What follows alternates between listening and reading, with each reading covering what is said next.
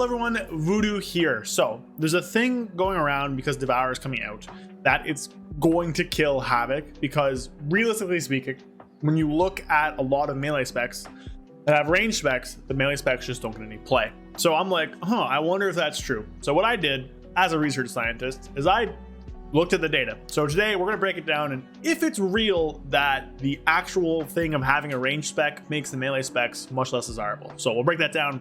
Like, comment, subscribe. This channel's growing, which is awesome. But we will be covering both Devourer and Havoc content on the channel, of course, which will be awesome. So make sure you follow for that.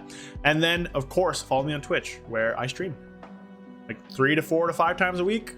3 right now. When I move soon, it'll be more than that. So with that, get on to it. All right, so for those of you who don't know about me in my personal everyday life, I don't do content full-time. This is basically just like a hobby for me. I do it for fun. What I am in real life is I'm actually a research scientist. I'm a paleontologist. I actually just started my master's, but I worked for a few years before this as a research scientist in paleontology. So, I have a science background. So when I hear things like this, where, the hypothesis is that when you have a range spec, melee spec bad, let's test it, right? So the test here is that we being me, sorry, I'm in like paper mode.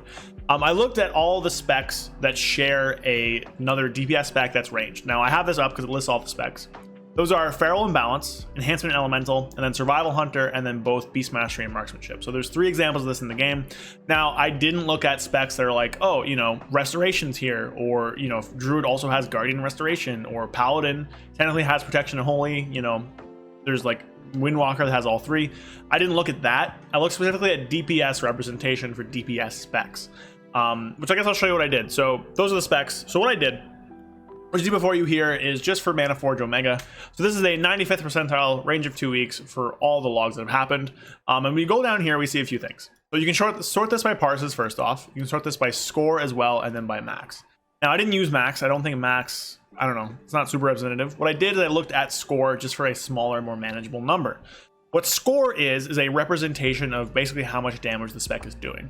A higher score number means the spec is doing more damage, or a lower score number means the spec is doing less damage comparatively. Now, I think it's a little bit more complicated than that. I haven't fully looked into it, but basically that's what the numbers mean. And then parses as well. So, you can sort by parses, so 1,000 parses, 2,000 parses, whatever.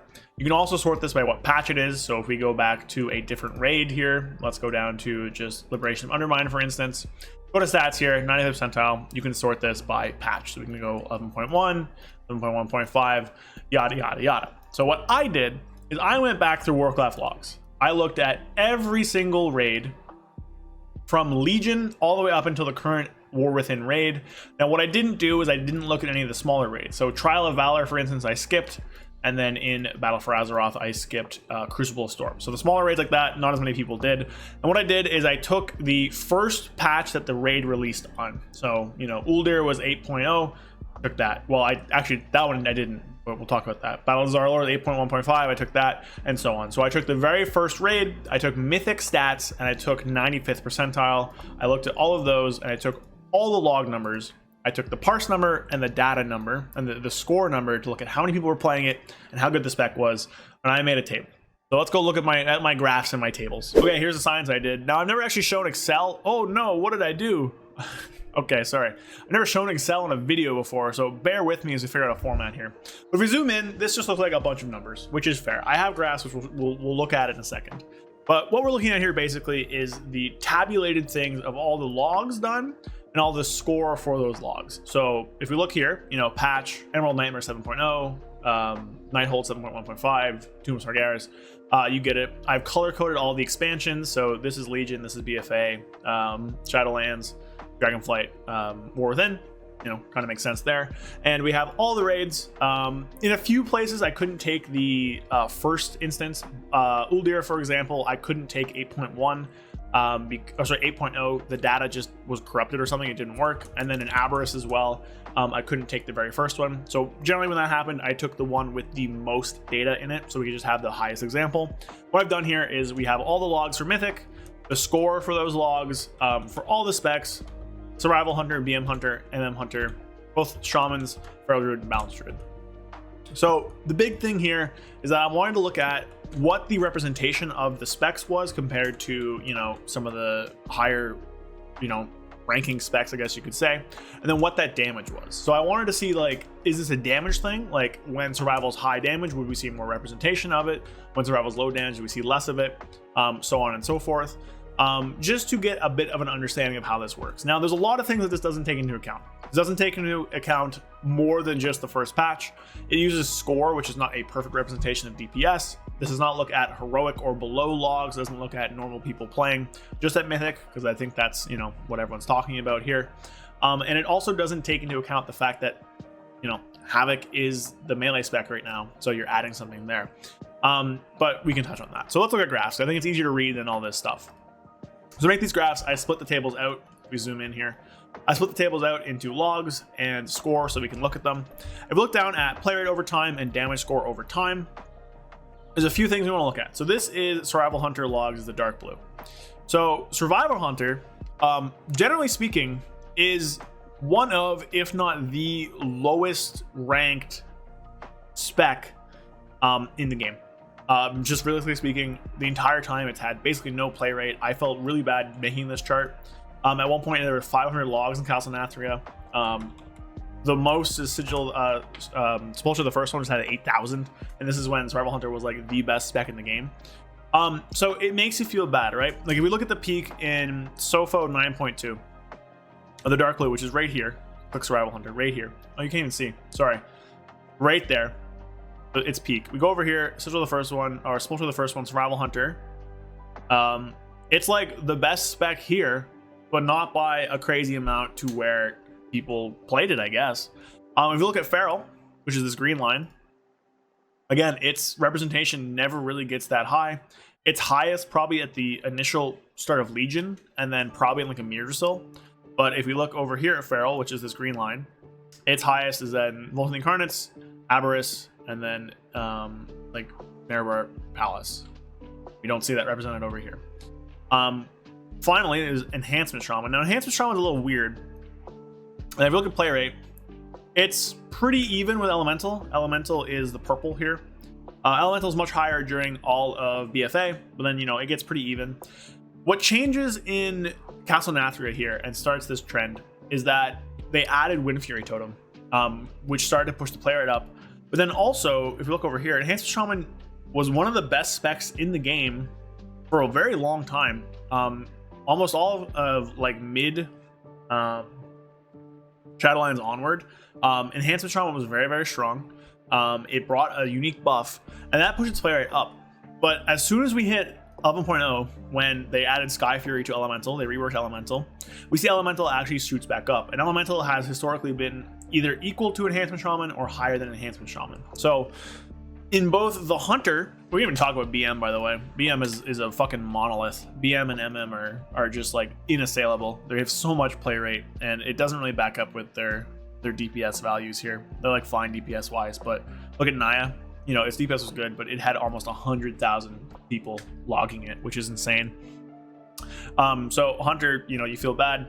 And then obviously we have Balance Druid here with the Feral stuff, which I believe is this one, which again, you know, it has fairly high play rate, but in terms of damage, you know, except for this last tier where it was really bad and its play rate has dipped down, it's been like a reasonable spec. I wouldn't say it's been like, you know, like a world beater, like an insane spec. But it's been one where you have high peaks. Castle Nathria was good. Sanctum Nation was very good. Back in, I believe, Tomb of Sargeras was strong as well.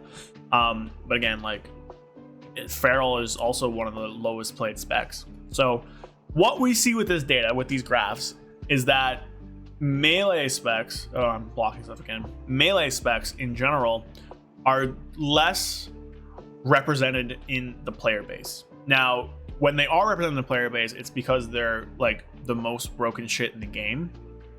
Like Survival Hunter's one time going above the floor here, which was here when it was like on par with the Enhancement Shaman, above Ellie Shaman, almost the same as BM, pretty close. Well, not even pretty close, like half as much as MM.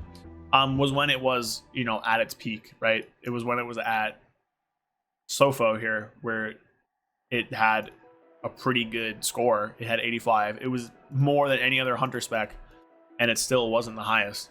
So generally speaking, for these specs to see play, You really need them to be really strong or to bring a unique buff like an Enhancement Shaman did. Enhancement Shaman did both and brought its play rate up, but then it dropped down. Now, again, this doesn't factor in if other ways of getting these buffs were good. You know, maybe you saw more Resto Shamans and less of other stuff or whatever. It doesn't factor that in. It doesn't factor in the effect Havoc will have, because on a lot of these specs, they're either both existed the whole time, or in Survival's case, it was ranged and then made melee. This one will be melee first, and then we'll have the range spec added onto it. So while the data doesn't look good, I think that will have some kind of effect on this. But really speaking, what the data can tell us is that historically, range specs do see a lot more play, even though a lot of those times, sometimes the melee spec is just better. But that doesn't really matter, and range specs still occupy like a monster share of the play rate for those classes. Now, this could be a thing where BM is a very popular simple spec, Boomy is a very popular simple spec, where the theme is good, it's very easy to play, so a lot of people play it. That could have something to do with it. It's hard to say from what we have here, and I'm not doing a full fucking paper on this. But Void will have very strong visuals. We'll see how easy it is to play, which could have a draw. But honestly, I do think that the data historically tells us that Havoc probably will be in a bit of a dire situation. It's too early to tell, and we'll have to see. But generally speaking, looking at this data, right, classes that have a melee spec and a range spec, the melee spec does it kind of shafted in both play rate, well, not even DPS, because there are times where it's like the best and it just doesn't get played like Gul'dir, right? It's just not being played. So like DPS specs generally are preferred for ranged, I guess, which is true. So hypothesis correct. There we go. That's math. That's science. If people want this, I guess I can link it to them. But there you go. I don't know. I looked at the data. I would say that Devourer probably has a good chance of just pushing Havoc out of the way, which I guess makes some sense. It's easier to fit range to your comp. And if you have a Havoc in your raid team, or if you have Demon Hunter buff in your raid team already, why would you take a Havoc unless they're really, really strong? So it makes some sense, but hopefully it doesn't come to this. But we'll see. I mean, this is a little bit of a dooming post, but it's dooming through data, which I think is a much more fun approach, I guess. So let me know what you think of this. Am I a quack? I could be. I don't know why I did this, but, you know, I made a graph. Whatever, sue me. Yeah, hope you guys like, comment, subscribe. Maybe Monday video. I'm away this weekend, so my time records a little shorter, but I think I can probably get it done. But yeah, hope you guys enjoyed. I'm looking forward to Devourer. Hopefully Havoc doesn't die. We'll see what happens.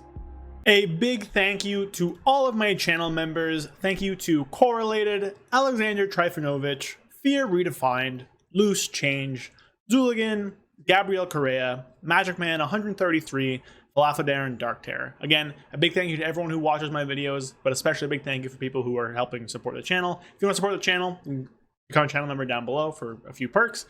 More to come in the future. And with that, again, thank you all so much for watching, and I will see you guys later. Peace.